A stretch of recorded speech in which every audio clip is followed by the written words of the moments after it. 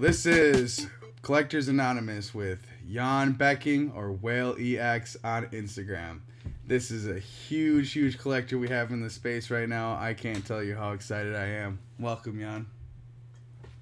Thank you so much, Carlos. Great to see you, and Merry Christmas. Merry glad Christmas. to be with your show. Yeah, Christmas edition show, huh?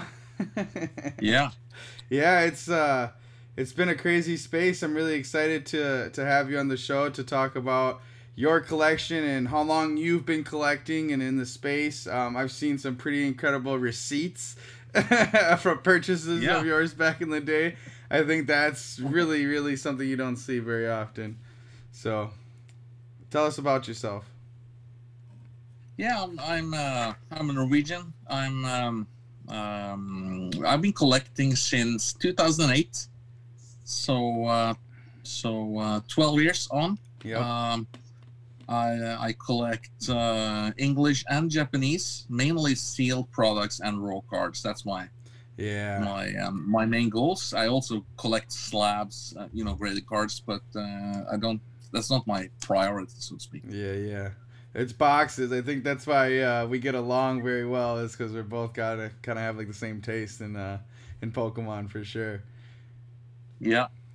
You're kind of into steel as well, right? So boxes and stuff like that. Yeah. I like a lot of steel products. I don't even have that much set up right now. When I went to LA, I took a lot down to like bring out there and show off and stuff. But yeah, I'm a huge sealed collector too.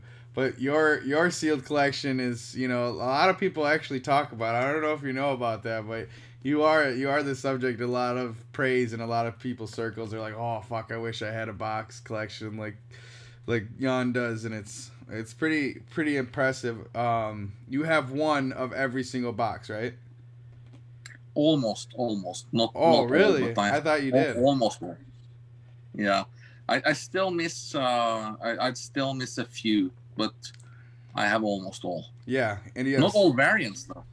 Yep, that's true. I mean, but just getting to that point, I think we're not worried about variants. that's impressive by itself. So you're just looking at it at that point, and you're able to really show people like the generations of Pokemon and the way that they made boxes through your videos on Instagram, which have become, I don't know, super popular in my eyes. But I don't know if you see the same thing. A lot of people, they talk about your videos, especially the one where you kind of have all the boxes lined up around your kitchen table, and it's like a wall and it's like a little fortress. Yeah. Oh my goodness, that video alone is like, I cannot believe it. Like all generations from base to like now, and I think that's really special because like I see a lot of people, they only collect like vintage or they only collect semi-modern or modern product. You collect from every single era, and I think that's every cool. era. I think that's really cool, and not a lot of collectors are like that. So that's something special, Jan, for sure. So like we had a great fun filming that video back in Easter time, I think it was. That was great fun with the kids and everything. And we did many versions. So I've been pushing it a bit on my channel on Instagram. So I'm trying to hold off a little bit, but I'm quite proud of that. By the way, I did a Christmas tree video yesterday, I think it was. That was quite cool as well. So you're right. I'm a completionist. So if you don't count all the variants, you can say I have all the boxes. Yep. I collect all. I'm a collector by heart. So I'm into this for just collecting. I never sell anything. Yeah, you don't. I'm just a buyer. So yeah. Am I happy with these price spikes? Well, no. It makes it difficult to buy more stuff, right? Yeah. But I bet it makes it easier to trade because you've made some pretty impressive trades during this climate that I think have propelled you a lot further into your personal goals, which I think is really nice. Especially one example I think is the EX Dragon box you did pretty well on, and you traded it or you sold it. No, you traded it, I think.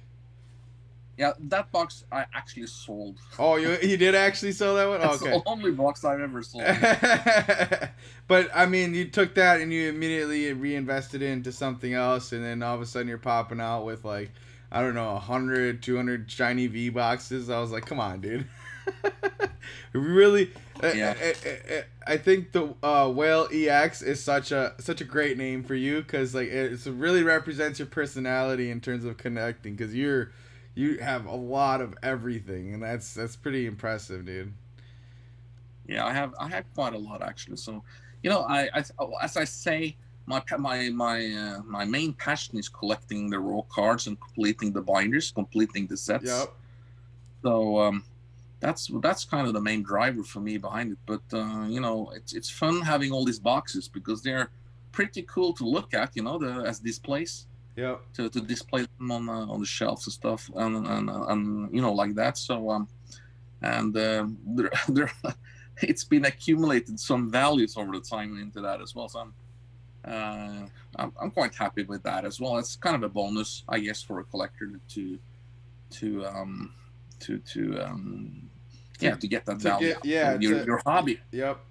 I agree. I think that that helps a lot of people, stay in the hobby and keep propelling forward with their goals and what they're trying to do. And I think you're a great example of what a collector should be and what a collector can be. Like, I mean, I don't mean to like say that you're much older, but you are older than us, and so you have like a much better perspective of collecting, I think, because you've had so many more years on us of being able to do that. And I mean, it goes to show, because not only do you have some of these products you've bought from 2012 when you were paying $120 a box for a fucking Hole in Phantoms EX booster box, and that's crazy. You have the receipt. That's crazy. That's fucking crazy, dude. A Legendary Collections box, $100. Like, that is mind blowing. That's awesome. Mind blowing. Just crazy. Yeah, I think that's. I think I bought 2 Deoxys boxes for $150 or something each. That box has been. But you're right. I've been a collector since I'm born in the late '60s. So when I grew up in the '70s and the '80s, collecting was kind of a bigger thing. That was before we got computers and video games and all of that. So we collected comic books, stamps, and coins and stickers, and you name it. So my collecting gene was kind of it started there basically. So I've been collecting stuff all my life. LPs. I'm not sure if your generation know what an LP is. I know what an LP is. Yeah. Laser discs. Yeah. We collected everything. So for me to do you have any crazy LPs that you've kept not too from many. when you were a kid? I got some Pink Floyd stuff and some U2, and I have almost a complete 7-inch collection by U2, which I'm quite proud of. I was a big U2 fan back then. That's cool. And David Bowie, I have a huge David Bowie collection. I think I have all these LPs. David Bowie, my wife's a huge fan of. She owns a Labyrinth script signed by David Bowie, and like Jim Henson and Jennifer Connelly and all that. Yeah. It's pretty crazy, I think, to have like those artists. You're in Norway, so like you're to be right there when it was actually happening. We're all American citizens, didn't really get exposed to that. I mean, I didn't get exposed to it at all, no matter where I was born. But you get what I'm saying. You grew up right there, and you were able to like see a lot of these bands. So I think it's really cool to have that personal collection or connection to your collection. In terms of, hey, I went to that concert, I saw that song get live played. That's fucking crazy. Yes.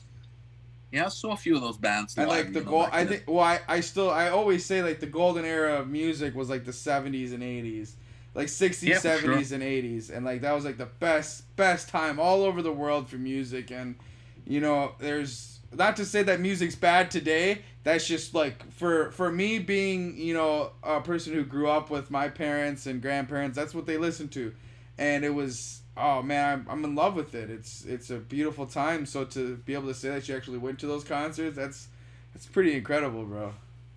Yeah, I know. It's I think 70s maybe is my favorite era, to be honest. Yeah. So anyway, collecting has been a big thing for me. About since I was a child, and then we got married. I got married. I started working. I got kids. You get occupied with other things. Then I was also, I was in a big community back in the late '80s. Commodore 64. The early computers. Yep. We had groups. We called them cracking groups. We broke the codes and we copied the games kind of illegally, and we swapped games and stuff like that. So there was a huge community all over the world swapping these games, and you put intros on the games with scroll bars, and you had logos and everything. So it was a huge community, and we had so much fun. I've been missing that type of feeling.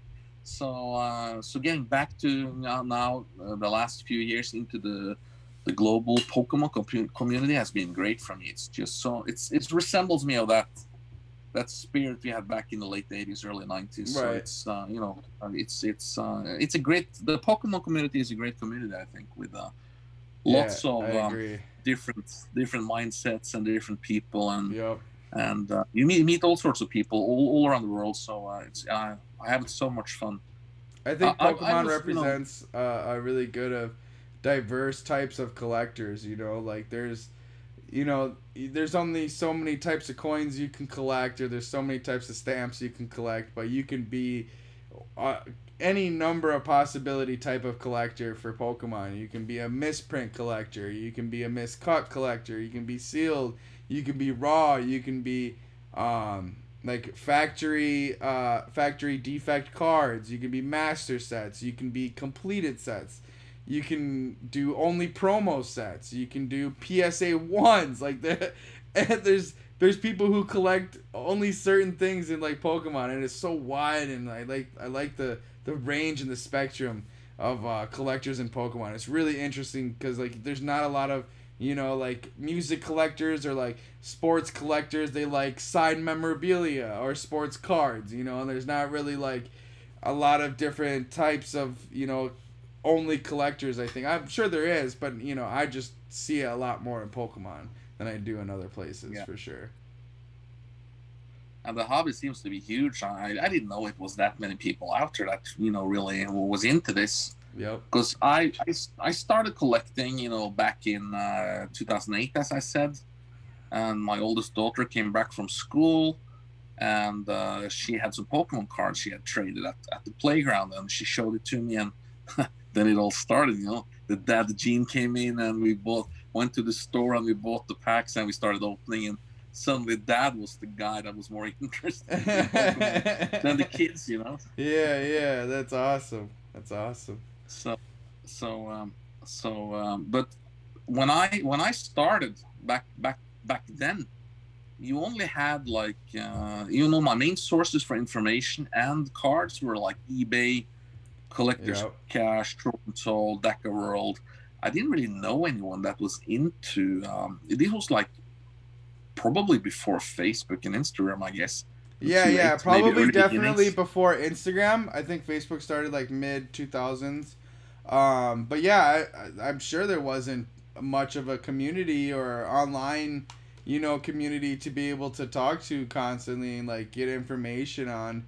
And like YouTube videos were far and few between back then as well. Like there wasn't very many YouTubers that were, creating content specifically for Pokemon. And so like to see it different now, I'm sure it was kind of, harder to collect back in the day. Harder to find stuff, Yep. It's so there were some YouTubers back then. I think TCA Gaming came in early, and maybe a few other ones, but today everything is instant. Any new thing or rumor, anything, it's posted on everyone's story instantly. So you get to know, you understand anything that's moving or changing or coming or going up or going down. You know it instantly. But back then I was kind of alone, buying cards, collecting cards, filling up my binders, buying the boxes up until last year, I guess. Late 2018, and then I met Nas and a few of the other guys in Norway through and I hooked up on some of the Facebook groups, and wow, I was just impressed by how much It's pretty. that was really out there. Yep. Yep. I've been following E4, the E4 forum for a while. Yep. So, but I never had an idea that you, for example, had a guy like Nas in Norway airing live, opening packs on a live streams. Basis. Yeah. Cool, huh? So that was crazy.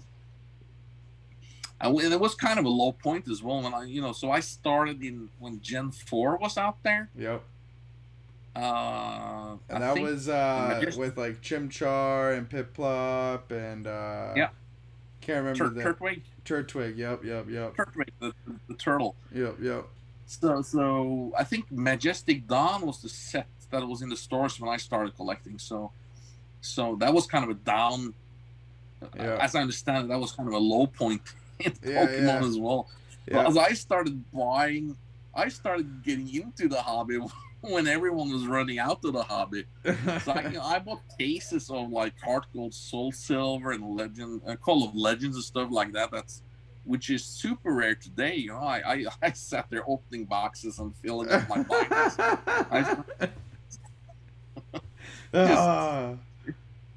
Just fun to think about. Yeah, right. Have you did you go? I know over in Europe there's a big like community for like tournament playing and like stuff like that. So there's kind of like at least in here in America it is that way too. But I know a lot of people over in Europe that they've been competitors since 2003 in Europe as a kid, and then went on from juniors to masters and stuff like that. Did you go to any like competitions or prizes like that? No, we did.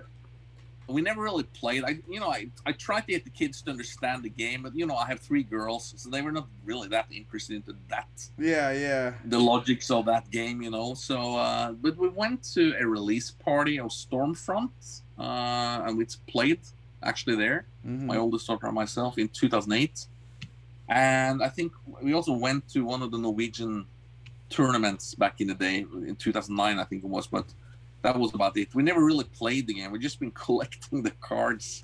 Yeah, I played a little bit on the on the PC. Nintendo has an electronic version of the game that you can play. Yep. So I played that a little bit, but it's for me it's more the physical cards, the artworks, sorting cards, opening packs, opening a case, breaking packs. That's the most fun part of it. Sorting the cards, getting some hits, and filling up the binder and completing a set. That's a great feeling, I think. Oh yeah. I agree with that. I had a tremendous time. I bought the case of just recently of the new Japanese set, Shiny V. Yep. And opened 20 boxes, and that was fun. Almost completed the set, and I bought the rest though from a guy here in Norway through it. Nice. Yes, some connections in Japan. Yeah, in Japanese, because it was the Ultra Shiny V, and then last year it was the Ultra Shiny GX, and they have like a lot of different variants of the card. It's not just a reverse holo; it's like a cracked ice holo and a regular non-holo. So like actually completing the master set is like really hard. That's why like my sets that are completed are old sets with less variance in them, and they're definitely a lot easier to complete because there's no reverse holos. Like all of WotC pretty much. Because I have like a complete set of first edition Genesis, I have a complete set of Neo Destiny, and a complete set of Neo Revelation, and so that's a lot easier and a lot, of a funner goal trying to accomplish. Like, once you get into, like, late WotC and then the rest of the TCG, holy fuck, is it hard to complete a set. Like, just completing a set, not only that, but then having a master set with all the promos and all the holos and non-holo. Yeah, oh my gosh, man. Like, you're just... Yeah, I'm still working on, those monster sets from E-Series, Skyridge, Aquapolis, and... Expedition in English. Those are damn hard to complete. I have a complete Japanese Expedition.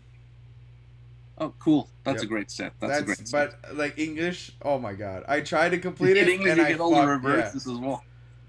Oh my god, bro! I had crazy. So much from Expedition. I had like 30 PSA 10 reverse hollows. I had 10 hollow PSA 10s, the Blastoise, and then the Dragonite, the Pichu, the Raichu, the Ampharos. I had the Ampharos PSA 10 hollow. That one I sold for like way too cheap. Apparently, it's a way expensive card nowadays. It's only a pop 16 or something. It's very, very low pop for Ampharos on that one. Yeah. But that's what I like to collect the Japanese sets because you get so much less bulk. You know, I actually lived in Tokyo. I was an expat in Tokyo for 2 years.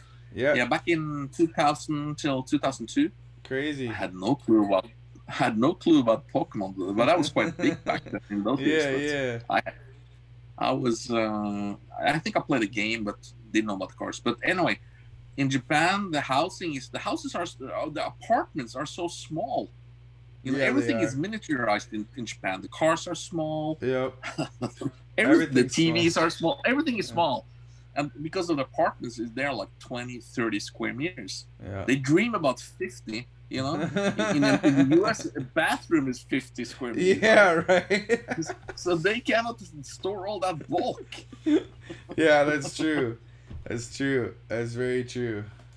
Yeah, and in Japanese, there's not any reverse hollows until like the newer sets. Hollows. You don't need to open. Yep, you don't have to worry. Packs to complete. Yeah, dude, like, and just to look at like the mathematics on reverse hollows, like some of these cards, like they should be worth 10 times what they are compared to what the hollow version or the non-hollow version is from that set, because the chances of pulling that is like it's like 1 in 100 or more. You opening up a pack, you have a 1 in 4 chance of pulling a hollow, and then you have like usually a 1 in 10 to 1 in 30 chance of pulling the specific hollow you want. But to pull the specific reverse hollow you want, it's a 1 in 100 minimum. Those are so underrated. And you're right. When I opened cases back in the Platinum, Heart Gold, Soul Silver era, when you broke a case, you could sit there when you had all the hits, multiples of the hits, but there were always holes in the reverse hollow slots. Yeah. Some reverse hollows that you didn't get from a case. So they are quite much rarer than you actually think of. Yep. At least they used to be. Yeah, and, I think I agree. Crazy. I agree, 100%. I'm not sure why they're not that popular. They're probably hard to grade, I guess, because of they easily get scratches. I have a few of the PSA 10 reverses. I prefer them in the EX era. They're the fucking best. I don't give a shit what anybody says because with the stamp, with the stamp and then the gold lettering for the rares. Like, can you imagine a better card? I can't. Like, that's just perfect to have your letters, the name of your Pokemon in gold. Like, you're at the tippy top in my opinion, and I've always been blown away. So like the reverse hollow rares, they really did a great job with those by making them the golden letters and then the reverse stamp on them. For the ones that did have the reverse stamp, I think it was really well done.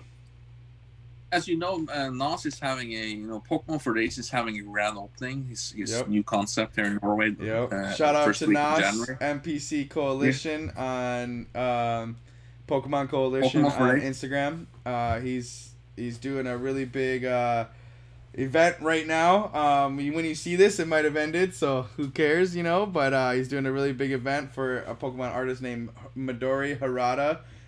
She's been drawing for Pokemon for like the last 15 years, or no, longer than that, like 16, 17 years. She started back in I think I saw the earliest card she drew was back in E-Series, I think. It was an E-Series. Expedition. Okay, so that's 2003. So she's been in 2002 to 2003. Okay, yeah.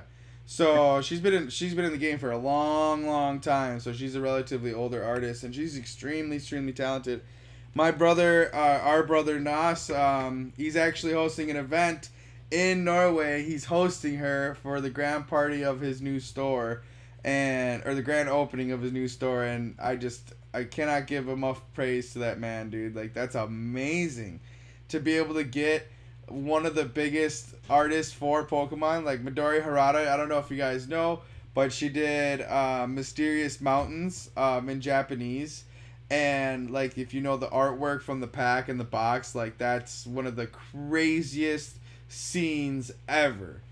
I don't care what anybody says. Like that is one of my favorite scenes, and I've said this a million times that in the Japanese art that they actually produce for the boxes and the packs is bar none compared to English. Like there's nothing comparable. Like in Japanese, it is so much better. There's so much more thought put into it, and they actually give it to a specific artist to like take it over and do it all, and that's it. You know. Yeah, no, for sure. And speaking about EX and stamped cards, so when I looked through all her cards that she's designed and drawn, I am, I have the VIP ticket on the Wednesday, the last day, so I might get a few cards signed. Yeah. So I've chosen from Dragon Frontiers. There's a melodic Delta species, a red one. Yeah. With the stamp, I have both the holo and the reverse holo. So. Yeah. So those are my two favorites to get signed, as well as I have a Yanma. The Shining cards from Platinum, the Secret Rare. The Secret Rares, yep. There's a Yanma there, it's SH9 or something. Yeah. So those are my three cards to hopefully get signed. I know, it's not a Pokemon signing, so good luck, we're gonna... it's more of like for her as an artist, and so we're trying to he's trying to put forth her art as she makes it, and it just so happens she's one of the biggest Pokemon artists in the world, and it's crazy. She's not that far from you guys. She lives in Norway, or not Norway. She lives in Germany. So it was just she lives in Germany. Yeah, it was just a quick little plane ride over there. So that's nice. But also, I will get in the package I bought. I will also get a drawing from her. So yep. I ordered a drawing as well. If I can choose myself or yeah. I think so that would look cool. She's really talented, dude. She's really talented. She does the watercolors like Mitsuhiro Arita's been doing. He's been doing a lot of the watercolors, and so it's really interesting to see the different styles, and just they're both Pokemon artists, both doing watercolor arts, but then it's two completely different styles, and I think that's really cool. Oh yeah, for sure. Even though they have similar backgrounds. Yeah. I saw some of her drawings, and they're just great. The Star Wars girl. Yep. Princess. Oh man, I'm not the biggest Star Wars buff, so I don't want to get it wrong. But yeah, one of the princesses from it was like episode 3, I think, or something with Darth Maul, I think it was, as the bad guy. But it was like the princess. She has like big hair, like this. Yeah. And Princess something. Yep. She's the one that marries this Darth Vader guy before he becomes Darth Vader, I think. Yeah, I think so. I can't remember her name. And then he did Jon Snow, or she did Jon Snow from Game of Thrones. That's fucking badass. And then she did the big machine thing from Howl's Moving Castle, that Studio Ghibli did. And it was really, really crazy to see like the watercolor, man, like how detailed they can get that in combination with like markers and black liners, because like you look at it in the beginning and it doesn't look complex, and it doesn't look like it's gonna be this crazy intricate piece, but then when she's done, there's a lot of layers to it. And same with Arita. That's why I enjoy his YouTube videos. If anybody ever watches it on YouTube, they're really, really amazing, and they really teach you a lot about watercolors and how to like use them as like a way of painting that's not very used often, I think, nowadays. And I think it's really cool. I should have done a drawing when he was here last year in Norway, but I focused too much on the cards. Yeah, Nas but he did drawings I saw some people that bought them, and they were just great. Some of those drawings. Oh yeah. And like some of the stuff, he can do some stuff like just like on a train ride, and like like a nice little paper, but it's detailed, and it looks really, really well done. Looks like it took more time, than his little 30-minute train ride that it took, Yeah. Yeah, it's definitely. But speaking about, you mentioned Japanese boxes. What's, I'm a little bit what saddens me a little bit is when on my channel on Instagram, when I get some new Japanese boxes, that's, every Japanese box looks great. It's every brand new box, even from Sword and Shield, they just look damn great. Yeah, they But do. when I post pictures of them, I get it's very very little interest in it. Yep. So if I have in Infinity Zone or Legendary Heartbeat, or if I post a stack of those boxes with a picture of the cover and stuff like that, I get 25% of the likes I usually get. Yep. And then I just dump in a Scarage picture, I get instantly 500 likes. Yeah, I know. It's the famous. If you drop it, yeah, and it's because people can read it. People want to watch it. Well, yeah, I agree there, but I think a lot of the difference is like a lot of people can easily identify what that is. You know what I'm saying? When it's in English, and that's our main market is English-speaking people, or at least within the first or second language. You know what I'm saying? Most people don't have Japanese in any part of their language palette, so it's interesting to see that the reach on that stuff is like way less than it is in English. And I agree 100% because I've noticed that too with my posts. I post like a Japanese base set box and it gets a fraction of what an English base set box get, but it's because it's just so easily recognizable.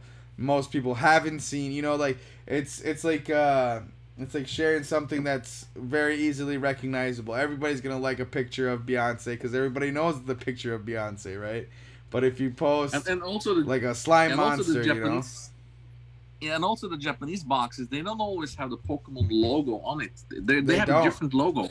Yep. In Japan, the red logo with the Japanese letters. So I'm not sure if everyone sees that it's Pokemon stuff basically. Yep. And also compared to the I think since maybe Diamond Pearl era, or well after Black and White, so to speak, X and Y and Sun and Moon and Sword and Shield in English, those boxes have been so boring. If you know what I mean, to look at the booster boxes.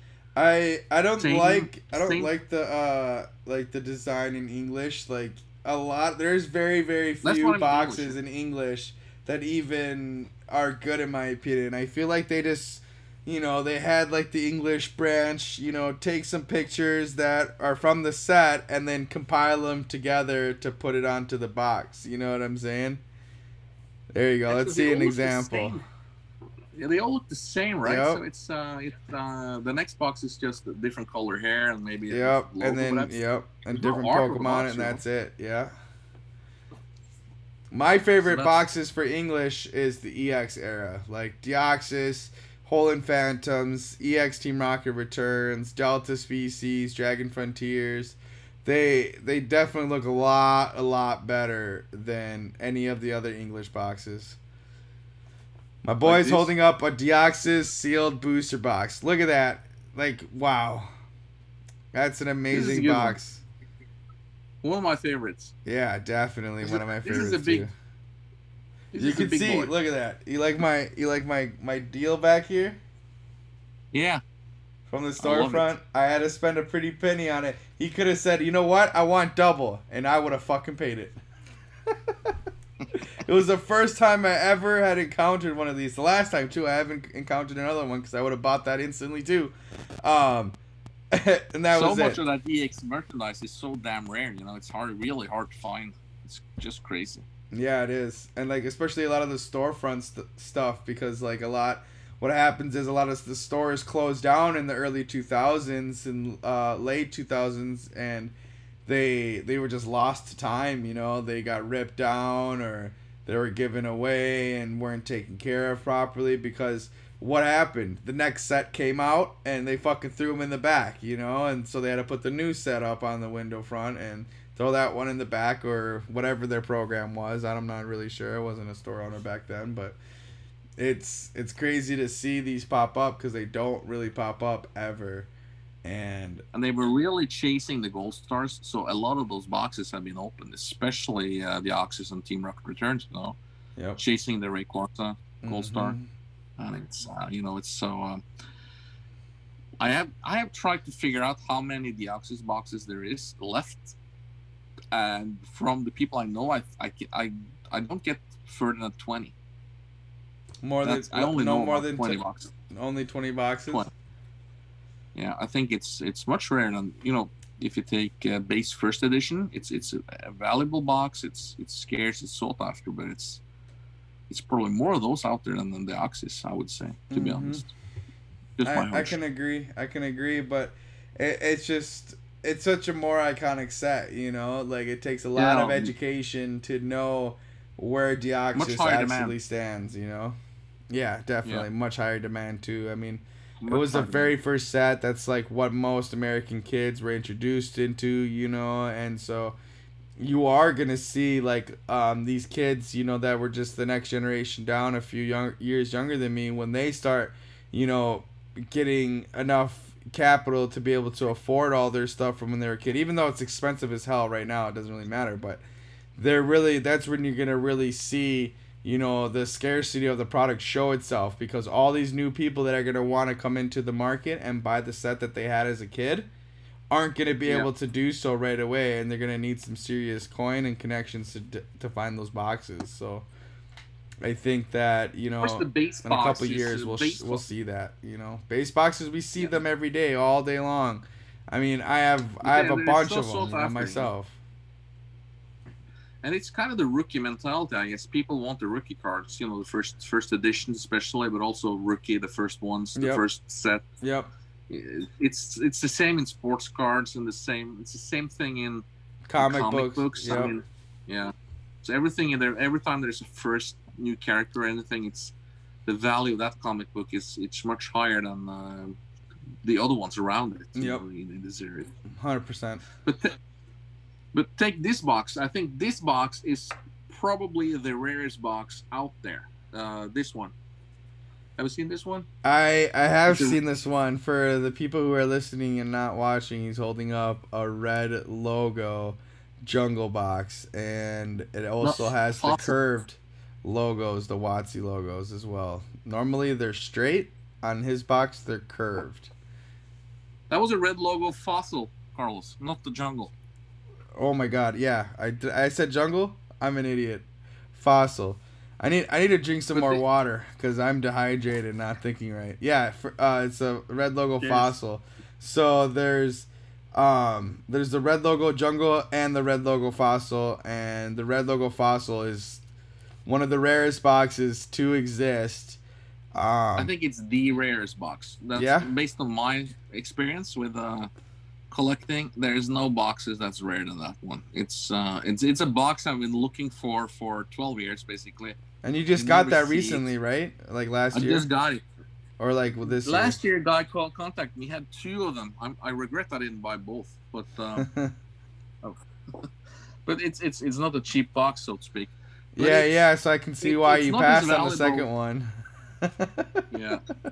Even back then, it wasn't a cheap box, like back then people were flinching trying to look at that box. So like even in today's market, like it's not that much crazier to imagine, because back then it was already a fucking pretty expensive box to be trying to buy. Yeah, so it's my, my collection scope is quite wide. So being a completionist as I am, it takes time to collect all of these. And there's a lot of variants, but I mean, you've got one of every box at least, so like it doesn't matter all these other variants. You can, wave your flag proud. I get that your own OCD is gonna want, drive you to purchase whatever. But let me be the one that tells you that you fucking made it, cause you made it. You're at the tippy top. Yeah, you're right. I don't really focus too much on seal boxes right now. I'm more into to completing the sets. Yep. And trying to fill up the holes in my binders. Yep. So there are quite a few holes. The thing with Pokemon collecting is your focus. The fear of missing out makes sure that your focus changes every hour. Yeah. So you're really into something, and then you're into something else, and then you move on to something else. You know, It's a and all vicious these sets cycle, are left man. behind with holes in them, so it takes time. You know, Yeah. it's a time-consuming hobby for sure. Do you It's collect cards sets as well, yeah, Thomas? yeah. I told you I have the first edition Genesis set, and then the Neo Revelation and Neo Destiny set as well. I like Yeah, a lot of I try to collect them in PSA 10s as well, but I mean it's yeah, really really hard, and like the years that I've been in this hobby, I've now come to realize it's a losing battle. Like it's really really really hard to complete an entire set. Like that's why I see a lot of people just collecting the holo set in PSA 10 and then just fucking cutting it there. You're yeah. good to go, you That makes know. sense. But for me, being kind of like you, I'm gonna want every single card in that set. PSA 10, fucking boom, let's go. And I really learned, I really learned that that's how hard it is. After I started collecting Topps Chrome and PSA 10, and so I wanted the entire set, and I mean every variant too, not just the Chrome. I wanted Yeah, the Spectra, I Spectra. wanted Sparkle and Techno in PSA 10, and like I That's have, virtually impossible. it's virtually impossible. Yeah. And it took me, I'm a stubborn person. I didn't want to believe it. And I was spending thousands and thousands of dollars, Jan. Because right when it got popular, it got really popular. And then all of a sudden, the sealed product you couldn't find anymore. It's 10 times what it was. And this is last year. This isn't even this year. How much is the Topps Chrome box these days? How much is it? Like 15,000 for Series 1 and like 30,000 for fucking Series Yeah, 2. for Series 30K. Wow, and it's not many packs in that box either. It's 30 That's packs. crazy. Yeah, That's it. and, Yeah. and are those cards as risky as the other Topps cards that they stick together so they peel off when you open the packs? Well, here's the difference between Topps and Topps Chrome. So Topps Chrome has that extra layer for the refractor to go into it. So on the top of the card, it's a lot Yeah. harder than it is on regular Topps. So Yeah. only the backside on Topps Chrome is like the side that can get damaged pretty easily because it's that soft Okay. cardboard like regular Topps is. Okay. Yeah, but the front of it, it's got like a weird clear, clear lacquer. Yeah, the clear coating. Yeah, clear coat on top, and it's like thicker than a regular Topps card, and that's why I think they call it Topps Chrome because it's like chromed in a way. I don't know. I collect baseball cards. You have Topps Chrome in baseball as well, Yep. so I know the cards. But I never collected Pokemon Topps cards, really. So I'm not really too much into those, to be honest. But they look great. Yeah, they do. I agree. There's not. I think it's a little bit more of a niche thing. You kind of have to really, really like Pokemon to like the Topps. And I remember even as a kid, it was like the I don't know, like the knockoff Pokemon pack, like my mom was like, "Oh, I'll buy you that. It's $2, versus this fucking $5 pack."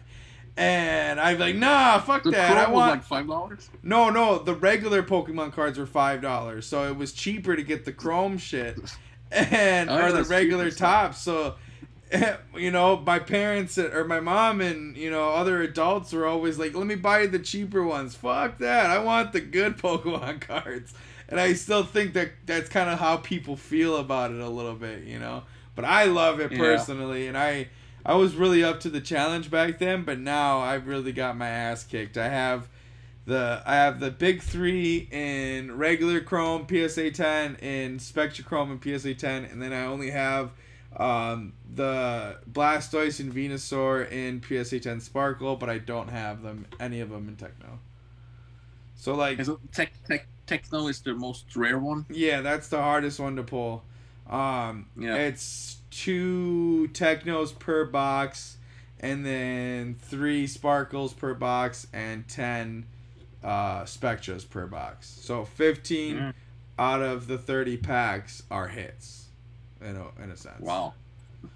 But I mean, like each series is half of the TCG in the beginning, first gen. So it was 75 cards here, 75 cards there, and you're looking at 4 fucking variants for each card.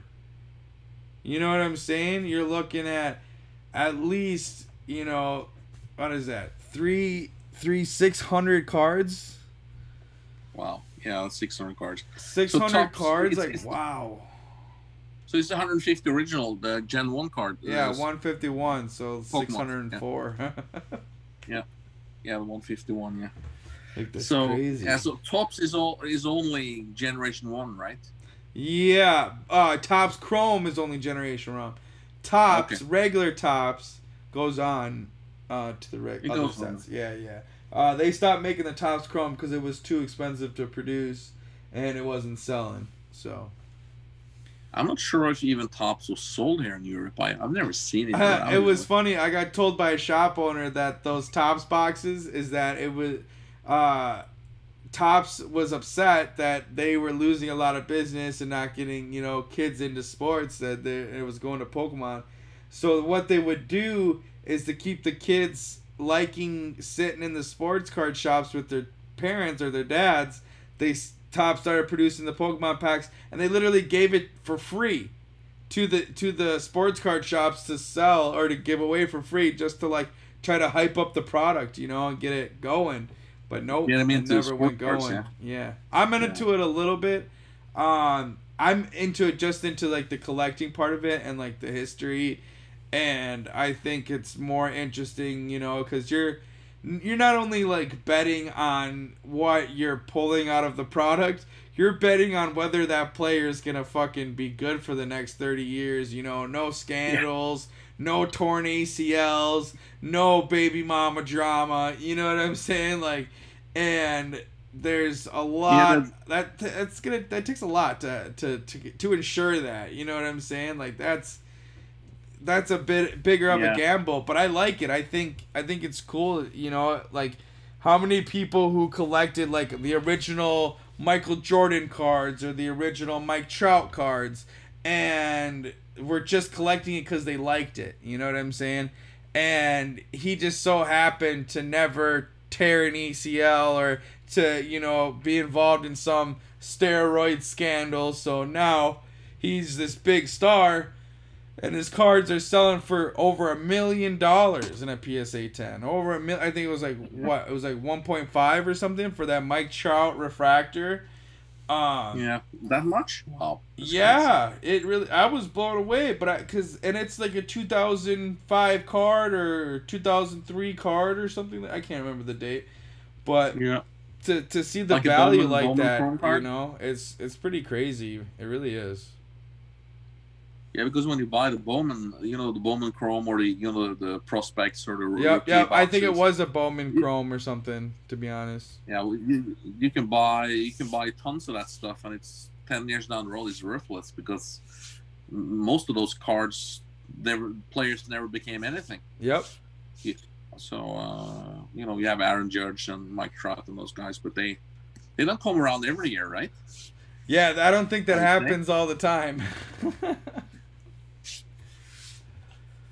But yeah, I don't know. It's really cool to see, you know, a Norwegian collect sports, you know, and is baseball cards as well. Is baseball like big in Norway? Is that like a bigger sport or? I wouldn't call it big, but it's I like baseball. I always liked baseball since I was a kid, so I try and watch it. I'm a Yankees fan, and you know, I can't tell. I cannot tell, by the way. You can't tell. They were playing well lately, but they didn't win this year either. So it's I don't know. Yeah. But it's a great sport, I think. Was it hard? Was it hard to get like the programming over in Norway when you were a kid? No, you have the MLB app on Apple TV. No, I'm saying when you were a kid. Oh, that was hard back then. It was hard. I wasn't really following the games back then, so it's something I started watching since 2015 to 16 maybe. Oh, okay, because it was more available in Norway. Yeah, it's been more available. Yeah, but we played baseball. When I was a kid, we played baseball. Oh, where I really? live. So That's cool. we played the game, or a variant of it. So Right, right, right. uh, more like softball where you pitch underhand. Right. But That's cool. That's really cool. Sorry, it's not a big sport in Norway, to be honest. So it's we are a winter country, you know, skiing, yeah.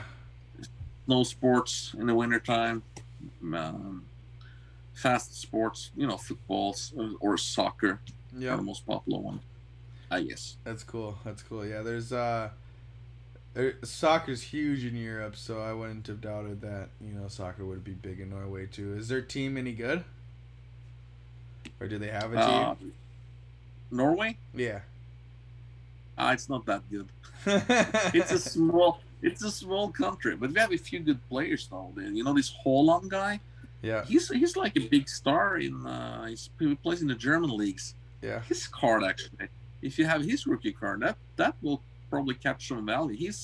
He might be a huge star going forward. He Really? will probably end up in some of the bigger Spanish clubs. Yeah. Alf Inge Haaland. You know it's he's surprised Europe, I think. That's So cool. watch him. Yeah, and he's a Norwegian. He's a Norwegian. Yeah. From the cool. West Coast. From the West Coast. Yeah, because there's a lot of ocean, right? In Norway. Yeah. Yeah. Lots of ocean. You're like a little peninsula, I think. Yeah, so we have it's a huge coastline, big coastline in Norway. So it's You ever go fishing on the ocean? A few times, occasionally, yeah. That's I live in the fjord though, so it's more inland, or it's saltwater, but it's you know what a fjord is? It goes inward. It's into like the country. it's like a gulf, or right? It's like kind of like a Yeah. Okay. Yeah, more like that. Yeah. So we live by the fjord actually. So our house is just down by the fjord. That's cool. That's cool. Yeah, I live in Minnesota in the United States, so there's like no ocean anywhere fucking near me. We have the Great Lakes, which is the largest freshwater lakes on the planet. But that's not salt water, and you're not getting. I went to Hawaii and Florida, and I've been fishing both times, and I really like fishing on the ocean more than like fishing on the lake, because it's way more exciting, and I think that there's a lot more going on, and like people don't quite understand why these jobs are like some of the most dangerous jobs on the planet, like crab fishing or tuna fishing, or there's a few other types of like commercial fishing that happens there, and like it's really fucking dangerous. It really is, but it's exciting.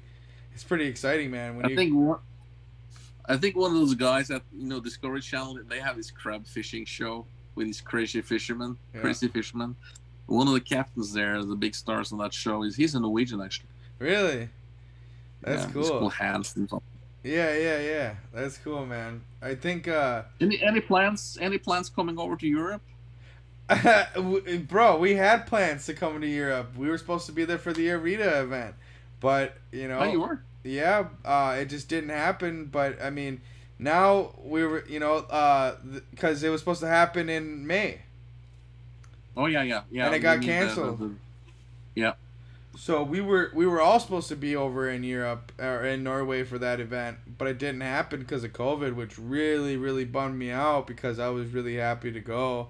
And I don't know if you know, but me and Nas are pretty close, and we've been close for a while, and so we've always been planning on coming to see each other, and so like this year was the year to do it, because we were all meeting up, me and RJ and Zayd and a few other people. We were all meeting up in Florida for the Arita signing, and then like me and RJ were gonna fly to Norway for the Arita event with Nas, and we were really fucking bummed. Everything got canceled. Everything. Not only did the event in Norway got canceled, the event in Florida got canceled. So like I had a big, huge struggle trying to get all my money back from like the Airbnb. I rented like a mansion right on the ocean. I was really psyched to like have all the homies together, because I think that that's huge. So like yeah, I have some plans. I really wish that they can come to fruition sometime soon. You went to the Fukuda signing, right? Yes, in Dallas. Went there, yeah. That was this year, early. Yep. What was that, late last year? It was in January. It was right before COVID. January, yeah.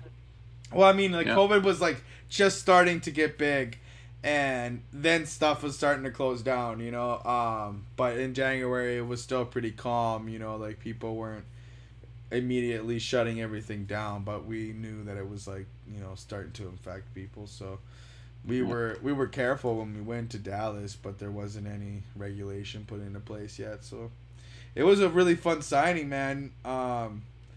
That dude Fukuda, he's a really amazing person. Like, he's really, really nice, and he's kind, and he's always in good spirits, you know. Like, I feel like this dude is like, he gonna be having the worst fucking day possible and still be like, you know, how you doing, bud? And be all cheery. Smiley, yeah. And I think that's really cool to see in an artist, especially one of his caliber, because, you know, to me, he's considered Pokemon royalty to have created every single gold star in the TCG. Like, that, in my opinion, puts him in the royalty He's status. a top 5 artist. Yep, agreed, 100%. I think he's up there with Arita and Sugimori and Uedo. Yep. Which is and Kagemara, maybe Himeno. my favorite. Yeah. There's a definitely, like, I consider only a few to be Pokemon royalty, but it was really cool. When we went there, he had like a panel, and he was like drawing the Rayquaza Gold Star for us in the panel, which was really cool. I was like asking him a lot. It was funny. Like, I asked him how he and Arita met, you know, and because for a while I found out that Arita was like his mentor, and Arita was the one who actually brought him into the Pokemon company and told Pokemon to give him a job doing art. And it was funny because they met in like some online chat room because they both drew like dirty cartoons, like lewd cartoons. No, they did. So they would that's a big business in Japan. Oh yeah, it definitely is. It definitely is. You read on the subway, you know, these guys that commute for hours. They need to look at something one day, you know? Yeah. And so I thought that it was really hilarious that, you know, they actually like met each other doing that. And then he did like some work on like a bunch of like early video games coming out of Japan, like a Gundam type of video game, I think. He did like all of the graphics for it, or all the art for it. But it was crazy to see how, like, back then, because I have another friend who's a professional snowboarder out of Japan. His name is Nobu. Okay.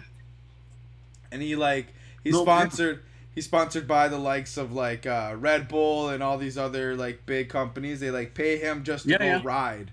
And I met him in the States because they were paying him and his homie to go down this big huge mountain in like Idaho or Montana or something. And so that's how I met him.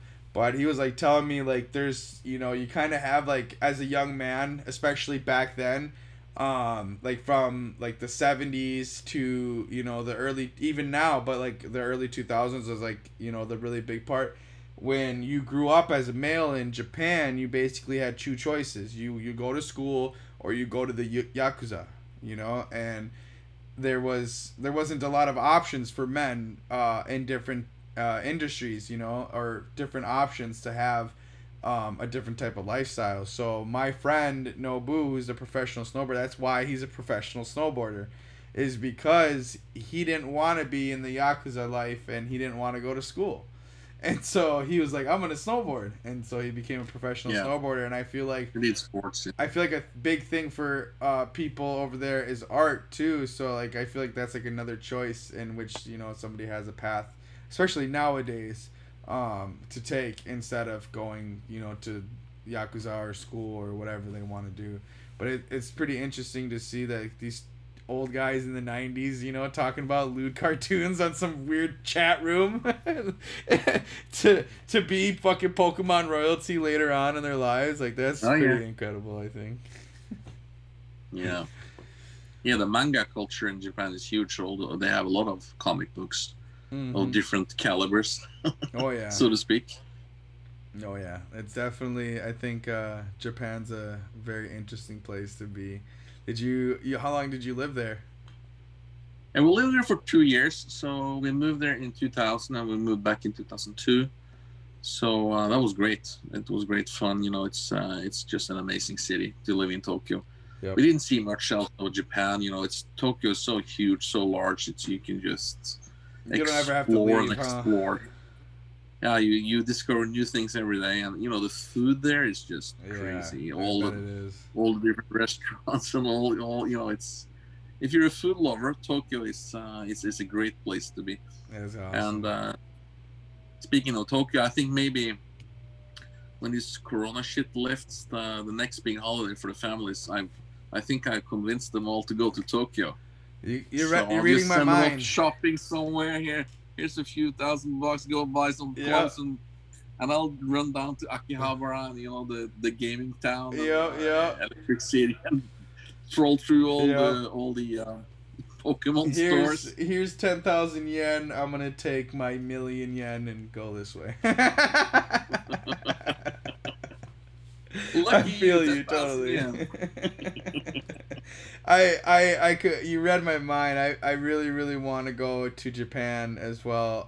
I think it would be huge for me to get a lot of more perspective on like the Pokemon hobby, how it started, the roots, and like I want to go visit like the Pokemon Tower and like their headquarters and stuff, and like just like try to go up there and like talk and whatever. I know I'm not gonna get like an interview with anybody, but it would be cool just to like go see what can happen, because who knows, you might just walk by and like your energy and be like, you know what, fuck it, come on, let's go. And you can try some of that Wagyu. You were deep into Wagyu beef, right? Yeah, Wagyu beef. Yeah, I love Wagyu beef. I'm a huge. Yep, I could talk about that. Good point.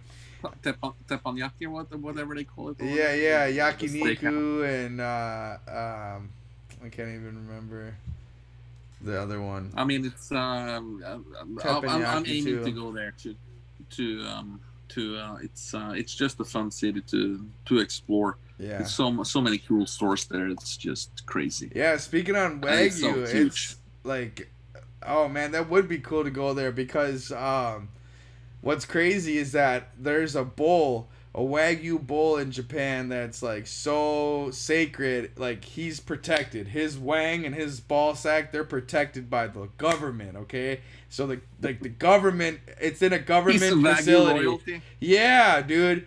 And like I would love to meet that guy. That bull is something special. Like he's literally under lock and key in the government. That like the government, they like regulate Wagyu like super hard. So it's crazy to see like the most prized bull in Japan is actually like in a government facility and not with some of the biggest farmers in the country. Yeah, some of the Wagyu stuff is the rare stuff they don't export. You only get it in Japan, right? Yeah. The highest classes of the beef. Well, a lot of them do export, but none of them. Nobody's allowed to export genetics. No, or I mean not Okay. genetics. Nobody's allowed to export livestock. So you can't Okay. export a live Wagyu cow out of Japan. It just doesn't happen.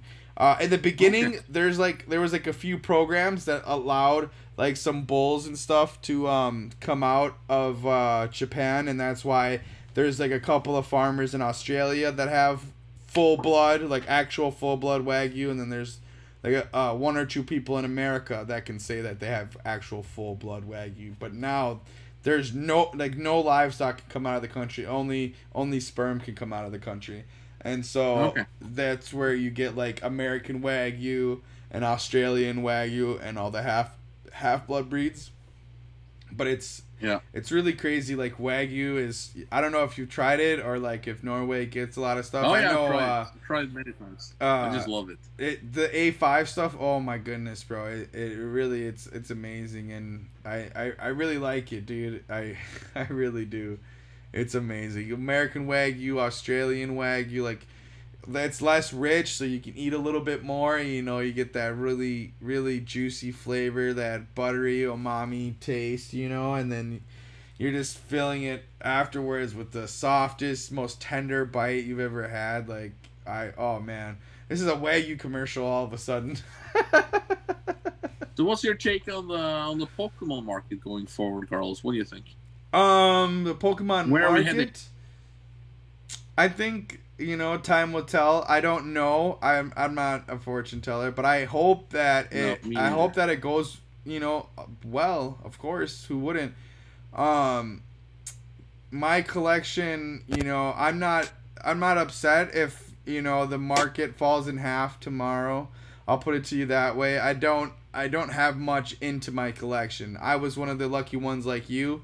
Not as lucky as you, because you're paying fucking $100 for these boxes. I was paying $1,000, $2,000 for these boxes. But now that they're all 5 figures and above, it's really, really hard. And so even if the market falls in half, though, I'm not gonna really, be upset about it, because it's not about the money, but I wouldn't be losing any anyways, so it wouldn't hurt.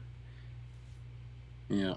But I think for sure we're on the downturn right now, because some of the growth we saw early on in September, October was a bit unhealthy.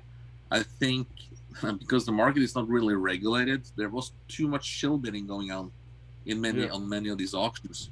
So some forces were fooling the market slightly, but that's just my humble opinion. I agree. I think that the market corrections were healthy, and I think that, just like any other market, to solidify itself in the investable qualities, it has to go up and down. It can't just go up and up and up and up and up and up and up. And there's a few things, that did that, the tulip bulb and a few other like small commodities that were just way over capitalized and way over I don't know how else to put it, but just way overpraised, and acted like it was the next thing, where you could buy buildings with the tulip bulbs, and that's pretty crazy. Yeah, the tulip crash of the 1600s. Yeah, and so like nobody ever wants to think of it that way, but I think it was healthy.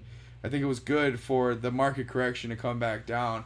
And anytime you see a market inflate like that, and you get every single person and their mama coming out of the woodworks to sell their product. You know what I'm saying? So all of a sudden, it got to that point where a lot of people said, this is my sellout point. And then, boom, you're seeing 100 PSA 9 base set Charizards in auction at the same fucking time on eBay. At the same time, it's like, have you guys ever, heard of market exchange? Because it's when you're doing that many at one time, where's the exclusivity, and so you see a lot of people automatically get scared and say, oh, this card I just spent $5,000 on and now it's $2,500. Well, that card that's $2,500 last year was only $500. So I don't think anybody should really be complaining in terms of that. Even where the market correction came in, it's still double what it was last year. Yeah.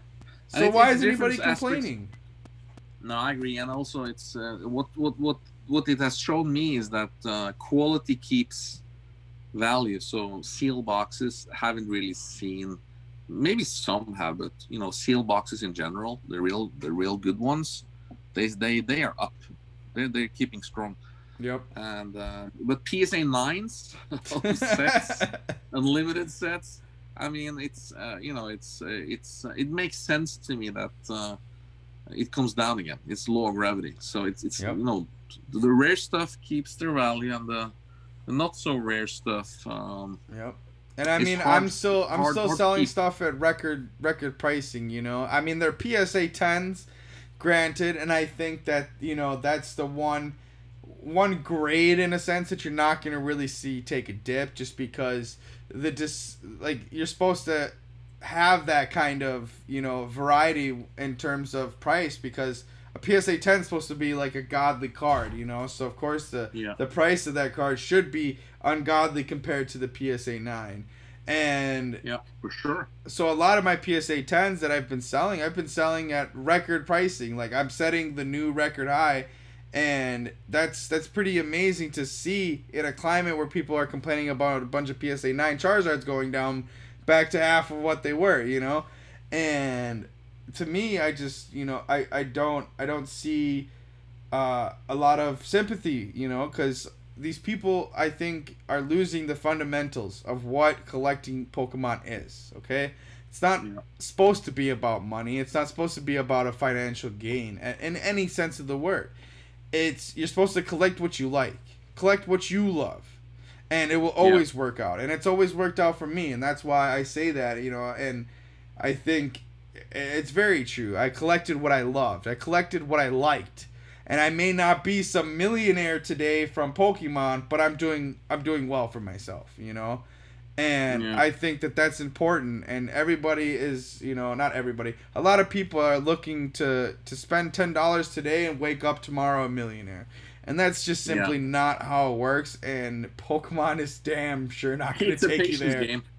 Yeah. It's a patience game. It's a patience game, yeah, for sure. And to where we are, you know, in terms of like the social media aspect and the PokeTuber aspect, and there's a lot of different ways that people can market themselves if they're worried about making money in this space, you know. I'm happy where I am. I don't need to make any more money, and that really shows itself when you see the kind of sales that I have, you know. And I firmly believe that when you stress out about something, you worry about something, then it doesn't happen for you.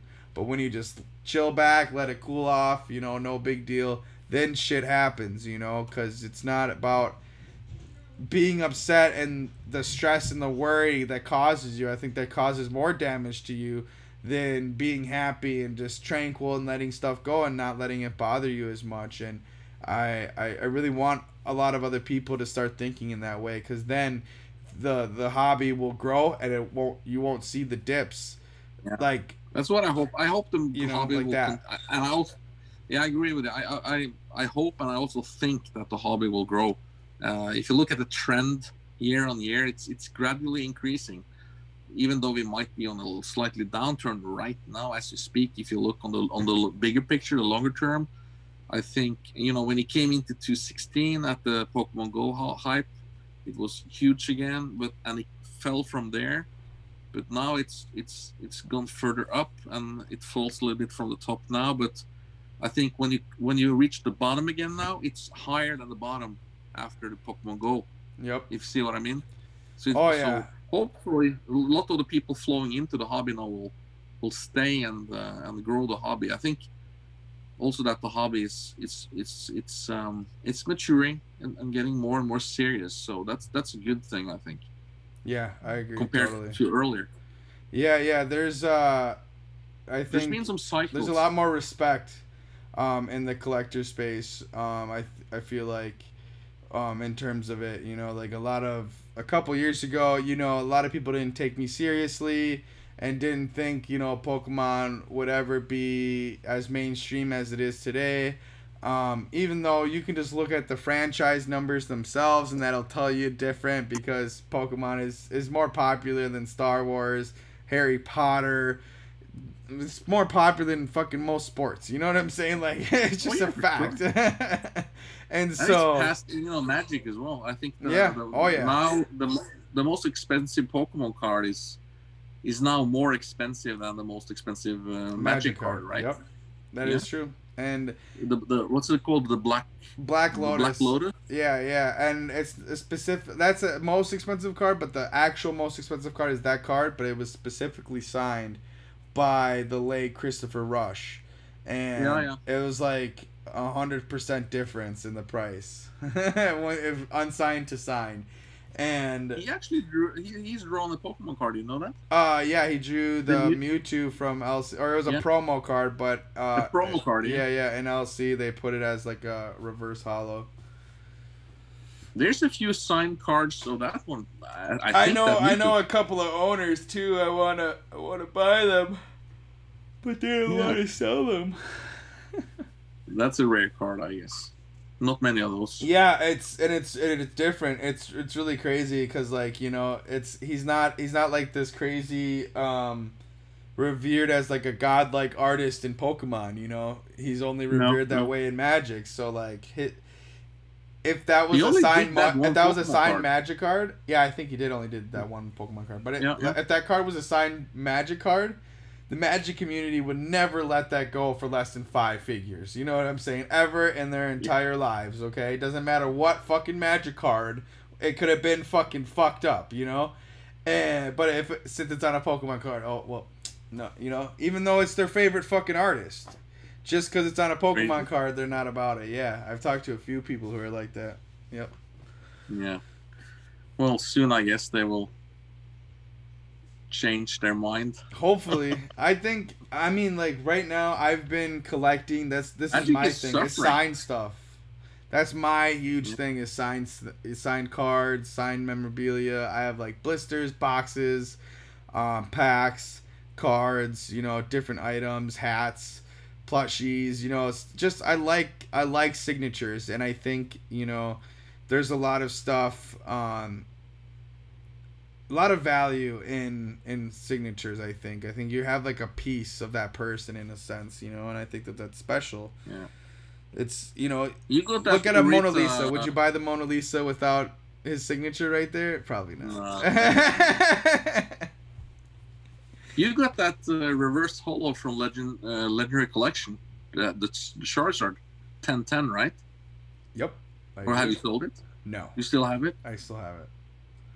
That's I had a couple offers. That's a great card, by the way. Thank you. It's a pop 1. It's the only one in the world at a 1010 ever.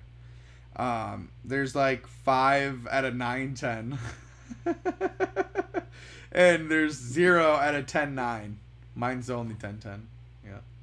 I have a few cards that are like that. I think they're pretty special. A lot of people, you know, don't really, you know, see the value in the signed card, but I like it. I like it a lot. Like this one. This one's a beautiful one.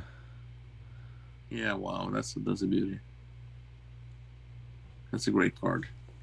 I know, I love the gold stars, man. I really do. I'm trying to find another one. Another signed card. I have so many slabs, bro. It's not even funny. I have like 3,000-4,000 slabs. Something like that. Wow, that's a lot. Well, I told you I was trying to collect. I have like 350, 400 Topps Chrome slabs. Like, yeah, just fucking Topps Chrome. Like, that's so much, dude. It's so much. And they're all like PSA 10s. Pretty much all of them. 95% of them, yeah. I guess those Chrome cards, they're really high quality when they're printed, so it's probably easier to get 10s, right? Or it depends. Maybe not. The Spectras, and the Sparkles and the Technos are easier to get 10s out of, I believe, just because they were the last card in the pack, and usually they didn't like sit perfectly aligned in the pack, and that's where you get the presses and like those lines from, because like let's say the first 4 cards are shifted, right? Yeah. And that back card is whatever, and it's pressing up against the card that's above it, right? The card that's above it could be a non-Spectra or like just a regular Chrome Charizard. But because that has a line on it, it's a 7 at best. Yeah. Because it's like a press. It's really weird. I told you, it's like a soft cardboard. It's like almost spongy. Yeah. Only like the top layer on Chrome cards are actually like hard. It's so weird. That's why I like regular Pokemon cards, because these Topps Chrome cards are like a sports card. They're all thick. They're like 1 millimeter, 2 millimeters thick card. Like that's a fucking thick card. Like these ones, Pokemon cards, they're like not even 1 millimeter. It's like a 0.5 millimeter, 1/4 millimeter thickness. You know, so it's like a lot harder to see the impressions on them. You know, or to actually dent the card. Because they're really thick, and they also curve a little bit, those Chrome cards, right? Yeah. And those corners are really weak, cards. Too. The corners are super, super weak, because unlike Pokemon cards, too... Yeah, you got the sharp corners. They're sharp corners. They're sharp corners, yeah. They're not rounded. So a lot of those times, those corners, they get damaged extremely easy, so like they don't last They don't last long out in the wild for sure. But yeah, dude, it's been really cool. I'm glad to see that, you know, a person who has it all in terms of sealed collections still out there buying like, you know, it's going out of style. That's a beautiful thing. A lot of people I know, they get to their goals, or they, you know, get in within range of it, and then they stop everything else, and it's, you know, they don't continue on and try to like make something else a new goal or still have fun with it. And I think that's pretty special, and probably keeps you young too, huh? And that's what I like about Pokemon. There's always something happening, something new coming out. Like, you know, had Hidden Fates last year, and you have Shiny V this year, and you know, maybe next year there will be a 25th anniversary set. So there's always, and I think also Pokemon is developing the brand, or you know, the cards in the right direction. There's always something cool coming out, or some promo cards, or some cool boxes or sets or whatever. Yeah. So it's never ending. Yeah. It's virtually impossible to complete a complete collection. I really want Pokemon to start, you know, taking a little bit of plays from Sports World and start doing numbered cards. What do you think? Yeah, that would be great. What do you think would happen? Like a 1 of 10 Charizard, or like a 1 of 1 Mewtwo or something, you know? Wouldn't that fucking be gnarly? I guess it would be more investors coming in, you know, from the sports world. Yeah, I guess. Yep, I can see that. And you know, it's the big thing in sports is, you know, is rookie cards, 101s, relics, you know, with and patches and stuff like that, and signed cards. So I'm not sure Nintendo want to go that route, because for them, I think the big thing is it's a kid's game, right? Yeah, it's not like a collectible to them. They see it as a kid's thing. They don't really support the collectors, you know, by reprinting Hidden Fates and stuff like that. It's not collector friendly. No. You know, I bought a hell of a lot of Unbroken Bonds and Ultra Prism. Yeah. And I was so fucked, you know. It's you know, I bought it at lower prices, but it went up and it went down again because they reprinted. So there's a lot of reprint risk on the modern stuff. So I learned my lessons. But I know it would have been cool if you had 101s or numbered cards, stuff like that, to be honest. But I think it would be cool. But I'm not sure they would go that route. But they have slightly in Japan, by, you know, with this at end of the year, the last 3 or 4 years, they have come out, you know, with Shiny V, and last year you had the tag team All Stars. Yep. And you had the Ultra Shiny set the year before. Yep, Ultra Shiny GX. Yeah, just a second, Carlos. No problem.